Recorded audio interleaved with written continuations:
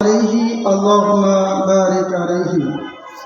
সম্মানিত উপস্থিতি, আপনাদের সামনে যে বিষয়ে আলোকপাত করার ইচ্ছা পোষণ করেছি তা হচ্ছে এই যে আমরা বিভিন্নভাবে বিভিন্ন জনের জন্য প্রার্থনা করে থাকি, দোয়া করে থাকি। আপনার আমার দোয়া কবুলিয়াত হয় না। সন্তান পিতামাতার জন্য দোয়া করে, অনেক ক্ষেত্রে কবুল হয় না। পিতামাতা সন্তানের জন্য দোয়া করে, কবুল হয় না। আজকে আপনাদের সামনে এমন কিছু মুহাম্মদ সাল্লাল্লাহু আলাইহি ওয়াসাল্লামের বাণী পেশ করব, যেগুলোর মধ্যে আমরা যদি নিয়োজিত থাকতে পারি, স্বয়ং আল্লাহ তাআলা আমাদের জন্য দয়া করবেন, ফেরেশতারা আমাদের জন্য ক্ষমা প্রার্থনা করবেন। আব্দুল্লাহ ইবনে আমর রাদিয়াল্লাহু তাআলা থেকে বর্ণিত, রাসূল সাল্লাল্লাহু আলাইহি ওয়াসাল্লাম বলেন, মান সাল্লা আলা রাসূলিল্লাহি সাল্লাল্লাহু আলাইহি ওয়াসাল্লাম সালাতান, যে ব্যক্তি মুহাম্মদ সাল্লাল্লাহু আলাইহি ওয়াসাল্লামের উপর একবার দুরূদ পাঠ করবে, সাল্লাল্লাহু আলাইহি ওয়া মালাইকাতুহু 70 সালাতান, যদি কোনো ব্যক্তি মুহাম্মদ সাল্লাল্লাহু আলাইহি ওয়াসাল্লামের উপর একবার দুরূদ পাঠ করেন, ওই ব্যক্তির উপর 70 বার আল্লাহ তাআলা দয়া বর্ষণ করেন। শুধু তাই নয়, 70 বার ফেরেশতারা আপনার আমার জন্য ক্ষমা প্রার্থনা করেন। আপনি আমি চলতে ফিরতে বিভিন্ন ধরনের গুনাহে লিপ্তই হচ্ছি, এটাই স্বাভাবিক। এই গুনাহ থেকে যদি আপনি আমি বাঁচতে চাই, তাহলে অবশ্যই আমাদের করণীয় হচ্ছে যে মুহাম্মদ সাল্লাল্লাহু আলাইহি ওয়াসাল্লামের উপর দুরূদ পাঠ করতে হবে। যে ব্যক্তি দুরূদ পাঠ করবে, চলতে ফিরতে যেই গুনাহগুলো করেছে, ফেরেশতারা ওই গুনাহগুলো মোচন করার জন্য আল্লাহ তাআলার নিকট ক্ষমা প্রার্থনা চায়, আল্লাহ তাআলার নিকট মাগফিরাত কামনা করেন। অনুরূপভাবে কোনো ব্যক্তি যদি ঘুমানোর পূর্বে পবিত্র অবস্থায় ঘুমায়, ওযু অবস্থায় ঘুমায়, তাহলে তার কর্তৃত যেই গুনাহগুলো রয়েছে সেগুলো মোচন করা হবে। ইবনে ওমর রাদিয়াল্লাহু তাআলা থেকে বর্ণিত, আন্না রাসূলুল্লাহ সাল্লাল্লাহু আলাইহি ওয়াসাল্লাম বলেন, রাসূল সাল্লাল্লাহু আলাইহি ওয়াসাল্লাম বলেছেন, তাহিরু হাজি আসজাদা, তোমরা তোমাদের শরীরকে পবিত্র রাখো। তাহিরকুমুল্লাহু আলাইহি তাহিরকুমুল্লাহ, তাহলে আল্লাহ তাআলা তোমাদেরকে পবিত্র করবেন।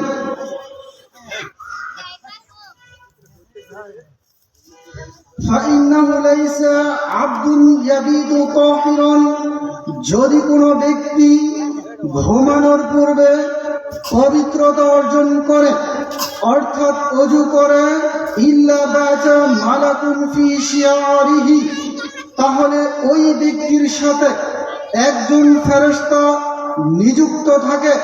লা ইয়ানকালিবু সাআতান মিনাল লাইলি, যে ব্যক্তি ওযু অবস্থায় ঘুমালো, রাত্রির যেই অংশের মধ্যে এক পার্শ্ব থেকে আরেক পার্শ্ব পরিবর্তন করে, তখন ফেরেশতারা বলে, আল্লাহুম্মা গফির লাহু লিআবদিকা ফাইন্নাহু বাতা তাহিরান, তখন ফেরেশতারা বলে, হে আল্লাহ, আপনার এই বান্দা পবিত্র অবস্থায় রাত্রি যাপন করেছে, পবিত্র অবস্থায় শোয়ার পূর্বে সে ওযু করেছে, পবিত্রতা অবলম্বন করেছে, আপনি আপনার এই বান্দাকে ক্ষমা করে দেন।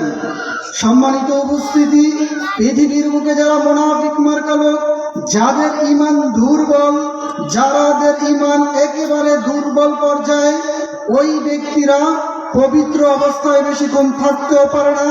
বিশেষ করে ওই ব্যক্তিরা শোয়ার পূর্বে ওযুও করতে পারে না। অথচ আপনি আমি চলতে ফিরতে বিভিন্ন ধরনের গুনাহ আপনার আমার দ্বারা সংঘটিত হয়। সেই গুনাহগুলো যদি আপনি আমি মোচন করতে চাই, তাহলে যদি আমরা পবিত্র অবস্থায় রাত্রি যাপন করি, আল্লাহ তাআলার ফেরেশতারা আপনার আমার গুনাহগুলোকে ক্ষমা করার দেওয়ার জন্য আল্লাহ তাআলার কাছে ফরিয়াদ করে। অনুরূপভাবে যারা সালাত আদায় করার জন্য অপেক্ষারত অবস্থায় মসজিদে বসে থাকবে, ওই ব্যক্তির জন্য দোয়া করে। আবু হুরায়রা রাদিয়াল্লাহু তাআলা থেকে বর্ণিত, قال النبي صلى الله عليه وسلم রাসূল সাল্লাল্লাহু আলাইহি ওয়াসাল্লাম বলেছেন لا يزال العبد في صلاة ما كان في المسجد ينتظر الصلاة ما لم يحدث যদি কোনো ব্যক্তি পবিত্র অবস্থায় অজু অবস্থায় মসজিদে সালাতের জন্য অপেক্ষারত অবস্থায় থাকে ওই ব্যক্তির জন্য ফেরেশতারা দোয়া করে যে আল্লাহুম্মা গফির লাহু আল্লাহুম্মা ইরহামহু হে আল্লাহ তুমি তোমার এই বান্দাকে ক্ষমা করে দাও তুমি তোমার এই বান্দার প্রতি দয়া বর্ষণ করো। সম্মানিত উপস্থিতি, দুঃখজনক বিষয় হচ্ছে যে আমরা মসজিদে সময় দিতে পারি না, বিভিন্ন জায়গায় সময় দেই। কোন জায়গায় সময় দেই? যেই জায়গায় সময় দিলে আপনি নিশ্চিত জানেন গুনাহ হবেই হবে, ওই সব জায়গাতে আমরা সময় দিতে পছন্দ করি। অথচ আপনি ওই অবস্থায় মসজিদে বসে থাকলেন, আপনার দ্বারা কর্তৃত গুনাহগুলো ক্ষমা করে দেওয়ার জন্য স্বয়ং ফেরেশতারা আল্লাহ তাআলার কাছে প্রার্থনা করে। যদি আপনি চান আপনার জীবদশা আপনার গুনাহগুলোকে ক্ষমা করে নিতে আল্লাহ তাআলার নিকট থেকে, তাহলে বেশি বেশি সময় মসজিদে অবস্থান করতে হবে, তাহলে ইনশাআল্লাহ আপনার গুনাহগুলো ক্ষমা হয়ে যাবে। অনুরূপভাবে যারা প্রথম সারিতে দাঁড়িয়ে সালাত আদায় করে ওই ব্যক্তির জন্য ফেরেশতারা দোয়া করে।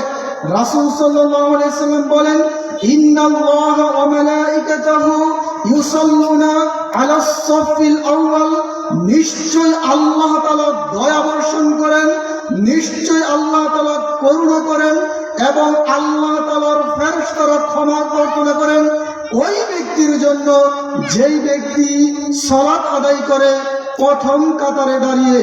দুঃখজনক বিষয় হচ্ছে যে আমাদের মন এতই উদার যে আমি নিজে না দাঁড়িয়ে আরেকজন ভাইকে সামনের দিকে ঠেলে দেই, প্রথম কাতারে ঠেলে দেই। কেন দেই? আমি পিছনে দাঁড়াবো যাতে করে আগে আগে আবার মসজিদ থেকে বের হয়ে যেতে পারি। সম্মানিত উপস্থিতি, আপনি সালাত আদায় করেন, সালাত আদায়ের ক্ষেত্রে আপনার নিয়ত রাখেন যে আপনি প্রথম সারিতে প্রথম কাতারেই সালাত আদায় করবেন, তাহলে আপনার গুনার জন্য ফেরেশতারা দোয়া করবে, আল্লাহ তাআলা আপনার উপর করুণা বর্ষণ করবেন। অনুরূপভাবে যারা কাতারের ডান পাশে দাঁড়িয়ে সালাত আদায় করে ওই ব্যক্তিদের জন্য ফেরেশতারা দোয়া করে। রাসূল সাল্লাল্লাহু আলাইহি ওয়াসাল্লাম বলেন ইন্নাল্লাহা ওয়া মালাইকাতাহু ইউসাল্লুনা আলা মায়ামিনিস সুফুফি যারা সালাতের কাতারের ডান পাশে দাঁড়িয়ে সালাত আদায় করে নিশ্চয় আল্লাহ তাআলা ওই সব ব্যক্তিদের উপর দয়া বর্ষণ করেন। আর যেই ব্যক্তির উপর আল্লাহ তাআলার দয়া রয়েছে ওই ব্যক্তির ধারা গুনার কাজ কম সংগঠিত হবে। ওই ব্যক্তির সামনে যখন কোনো গুনার কাজ সংগঠিত হবে তখন সে আল্লাহ তাআলার দয়ার কারণে ওই গুনার কাছ থেকে বেঁচে থাকতে পারবে। অনুরূপভাবে প্রত্যেকটা ক্ষেত্রেই আল্লাহ তাআলার দয়া থাকলে যেই কাজ কর্মগুলো করলে আল্লাহ তাআলা সন্তুষ্ট হন, জান্নাতের পথ সহজ হয়, ওই কাজ কর্মগুলো তার দ্বারা বাস্তবায়ন হবে যার প্রতি আল্লাহ তাআলার দয়া রয়েছে। কিন্তু যার প্রতি আল্লাহ তাআলার দয়া নাই সে গুনার মধ্যেই নিমজ্জিত থাকে। সম্মানিত উপস্থিতি, আমরা প্রথম কাতারে সালাত আদায় করব, চেষ্টা করব ডান পাশে আমরা সালাত আদায় করতে। প্রথম কাতারে করলেও ফেরেশতারা দোয়া করে এবং ডান দিকে দাঁড়ালেও ফেরেশতারা দোয়া করেন। যদি কোনো ব্যক্তি অজু অবস্থায় মসজিদে অবস্থান করে, সালাতের সময় হোক সালাতের সময়ের বাইরে হোক, যে কোনো রাত দিন 24 ঘন্টার মধ্যে যে কোনো সময় অবস্থান করবে ওই ব্যক্তির জন্য ফেরেশতারা দোয়া করে। রাসূল সাল্লাল্লাহু আলাইহি ওয়াসাল্লাম বলেন ইন্নাল্লাহা আযজা ওয়া জাল্লা ওয়া মালাইকাতাহু ইউসাল্লুনা আলাল্লাযিনা ইউসাল্লুনা সুফুফ যে রাসূল সাল্লাল্লাহু আলাইহি ওয়াসাল্লাম বলেন আল মালাইকাতু তুসাল্লু আলা আহাদিকুম মা দামা ফি সালাতি আল্লাযী সাল্লা ফি মা লাম ইউহদিস যে ব্যক্তি সালাতের জন্য মসজিদে অবস্থান করে পবিত্র অবস্থায় অজু অবস্থায় মসজিদে অবস্থান করে ওই ব্যক্তির জন্য ফেরেশতারা দোয়া করে, আল্লাহুম্মা গফির লাহু, আল্লাহুম্মা ইরহামহু। হে আল্লাহ, যে ব্যক্তি, যেই মুসল্লি, যেই বান্দা তোমার মসজিদে অবস্থান করতেছে, আল্লাহ তুমি তোমার ওই বান্দাকে ক্ষমা করো, ওই বান্দার প্রতি আল্লাহ তুমি দয়া করো। এই হাদিস প্রমাণ করে যে যারাই পৃথিবীর বুকে মসজিদে বেশি সময় দিবে তাদের জন্য সফলতার দরজা অতি তাড়াতাড়ি খোলা হবে, অতি তাড়াতাড়ি জান্নাতে যাওয়ার পথগুলো সে পেয়ে যাবে। তাই আমাদের কাজকর্ম যখন থাকে আমরা কাজকর্ম করব, কাজকর্মবিহীন যখন আমরা অবসর থাকবো তখন আমরা চেষ্টা করব বেশি বেশি সময় মসজিদে অবস্থান করতে। বর্তমান প্রেক্ষাপটগুলো এমন হয়ে গিয়েছে, যত বাইরে থাকবেন ততই আপনার দ্বারা গুনাহ সংগঠিত হবে, যতক্ষণ আপনি মসজিদে থাকবেন আপনার দ্বারা গুনাহ সংগঠিত হবে না। আমাদের উচিত বেশি বেশি সময় আমরা মসজিদে দিব, কিন্তু দুঃখজনক বিষয় আমরা বেশি সময় দেই যেইখানে গীবত, পরনিন্দা, আলোচনা করা হয়, ওই সব জালসায়, ওই সব আড্ডাখানায় আমরা বেশি সময় দেই। ভাই, জান্নাতের পথকে সহজ করে নিতে চাইলে অবশ্যই আপনাকে বেশি বেশি সময় মসজিদে অবস্থান করতে হবে। তাছাড়া কাতারের ফাঁকগুলো যেই ব্যক্তিরা পরস্পর মিলিতভাবে দাঁড়াবে ওই ব্যক্তির জন্য ফেরেশতারা দোয়া করে। রাসূল সাল্লাল্লাহু আলাইহি ওয়াসাল্লাম বলেন, ইন্নাল্লাহা আযজা ওয়া জাল্লা ওয়া মালাইকাতুহু ইউসাল্লুনা আলাল্লাযিনা ইউসাল্লুনা সুফুফ। যারা সালাতের মধ্যে পরস্পর একেবারে মিলে মিলে ধার করে দুই পাও একত্র মিল করে দেয় ওই ব্যক্তিদের জন্য আল্লাহ তাআলা দয়া বর্ষণ করতে থাকে। যদি দয়া বর্ষণ করে কি হবে? আপনি যে সালাত আদায় করতেছেন সালাতের মধ্যে আপনার পরিপূর্ণ মনোযোগ চলে আসবে। আর যদি আপনি বাঁকা করে দাঁড়ান, ফাঁকা রাখেন, তাহলে আপনার মধ্যে শয়তান এমন কিছু সৃষ্টি করে দেয়, এমন কিছু মনে করিয়ে দেয় যেগুলো আপনার আমার প্রয়োজন না। তাহলে সালাতে মনোযোগ বাড়ানোর জন্য কাতারের মাঝে যে ফাঁকা জায়গাগুলো রয়েছে এগুলো আমরা বন্ধ করে দাঁড়াবো ইনশাআল্লাহ। তাছাড়া যদি কাতারের মাঝে ফাঁকা রাখা হয় ওই স্থানে শয়তান এসে আপনার আমার মনে কুমন্ত্রণা দেয়। আপনি আমি যদি শয়তানের কুমন্ত্রণা থেকে বাঁচতে চাই তাহলে আমাদের কাতারের যেই ফাঁকা রয়েছে সেগুলো আমরা বরট করে দাঁড়াবো ইনশাআল্লাহ। তাছাড়া যেই ব্যক্তিরা পৃথিবীর বুকে যত প্রকার কল্যাণের পথ রয়েছে ওই কল্যাণের পথে যদি কোনো ব্যক্তি দান করে তার সাধ্য অনুযায়ী আল্লাহ তাআলার দয়া তার উপর, ফেরেশতাদের ক্ষমা তার উপর। এই সম্পর্কে রাসূল সাল্লাল্লাহু আলাইহি ওয়াসাল্লাম বলেন, মা মিন ইয়াউমিন ইসবিউল ইবাদু ফি ইল্লা মালাকানে ইয়ানজিলানে। প্রতিদিন দুইজন ফেরেশতা অবতীর্ণ হয়। ফায়াকুলু আহাদুহুমা, দুইজন ফেরেশতা থেকে একজন ফেরেশতা বলতে থাকে, আল্লাহুম্মা আতি মুনফিকান খালাফান। হে আল্লাহ, যেই ব্যক্তি পৃথিবীর বুকে কল্যাণকর পথে ব্যয় করলো আল্লাহ তুমি তার সম্পদকে বাড়িয়ে দাও। ওয়ায়াকুলুল আখারু, অপর ফেরেশতা বলতে থাকে, আল্লাহুম্মা আতি মুমসিকান তালাফান। যে ব্যক্তি আল্লাহ কল্যাণকর পথের থেকে দান না করলো, বিরত থাকলো, আল্লাহ তুমি তার সম্পদকে ধ্বংস করে দাও। এই হাদিস প্রমাণ করে যে পৃথিবীর বুকে যারাই কল্যাণের পথ, সেটা যে কোনো কল্যাণের পথ, শরীয়ত সম্মত পথ, কোনো বিদআতি মসজিদে নয়, কোনো বিদআতি জলসায় নয়, কোনো বিদআতি মাদ্রাসা নয়, বরং মুহাম্মদ এবং তার সাহাবায়ে কেরামরা যেই আদর্শগুলো বলে দিয়েছেন, যেই জায়গায় দান করলে কল্যাণ হবে এমন শরীয়ত সম্মত জায়গায় যদি কোনো ব্যক্তি দান করে তাকে আল্লাহ তাআলার সম্পদ বৃদ্ধি করে দিবেন। এই হাদিস এও প্রমাণ করে যে দৈনিক দান আপনার সামর্থ্য অনুযায়ী যদি আপনি দৈনিক 5 টাকা 10 টাকা যতটুকু পারেন দৈনিক দান করেন তাহলে আপনাকে আল্লাহ তাআলার সম্পদ বৃদ্ধি করে দিবেন। আর যারা পৃথিবীর বুকে কৃপণতা করলো, দান করলো না, দান থেকে বিরত থাকলো, ওই ব্যক্তিদের সম্পদ ধ্বংস হয়ে যাবে। কাল কিয়ামতের মাঠে এই সম্পদ তার জন্য বিষধর সাপে পরিণত হবে। সম্মানিত উপস্থিতি, আপনি আমি যদি চাই আপনার আমার সম্পদ কাজে আসুক দুনিয়া এবং পরকালে, তাহলে আমাদের উচিত কল্যাণকর পথে অবশ্যই ব্যয় করতে হবে। তাছাড়া যারা রোগী দেখতে যায় ওইসব ব্যক্তিদের জন্য ফেরেশতারা দোয়া করে। আলী রাদিয়াল্লাহু তাআলা থেকে বর্ণিত, তিনি বলেন, সামিআতু রাসূলুল্লাহ সাল্লাল্লাহু আলাইহি ওয়াসাল্লাম ইয়াকুলু, আমি শুনেছি রাসূল সাল্লাল্লাহু আলাইহি ওয়াসাল্লাম বলেছেন, মা মিন মুসলিমিন আদা আখাহু ইল্লা ইবাতাল্লাহু লাহু ৭০,০০০ মালিকিন। যদি কোনো ব্যক্তি তার কোনো মুসলমান অসুস্থ ভাইকে দেখতে যায়, তাহলে যে দেখতে যাবে তার জন্য ৭০,০০০ ফেরেশতা নিযুক্ত করা হয়। ইউসাল্লুনা আলাইহি, যারা তার জন্য ক্ষমা প্রার্থনা করে। মিন আইয়ি সাআতিন নাহারা কানা হাত্তা ইমসিয়া।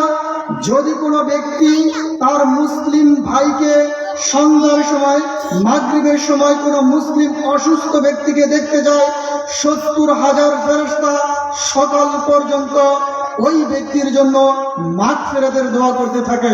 সুবহানাল্লাহ।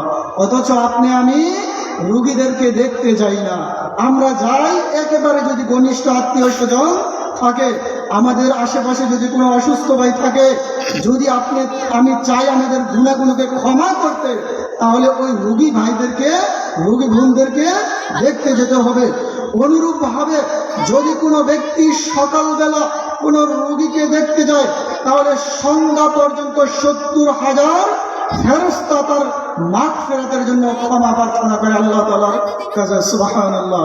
সম্মানিত উপস্থিতি, তাই আমাদের উচিত যেই কাজগুলো করলে আল্লাহ তাআলা আমাদেরকে দয়া করবেন, ফেরেশতারা আমাদের জন্য ক্ষমা প্রার্থনা করবেন, এই কাজকর্মগুলো আমাদের জীবন দশায় বাস্তবায়ন করতে হবে।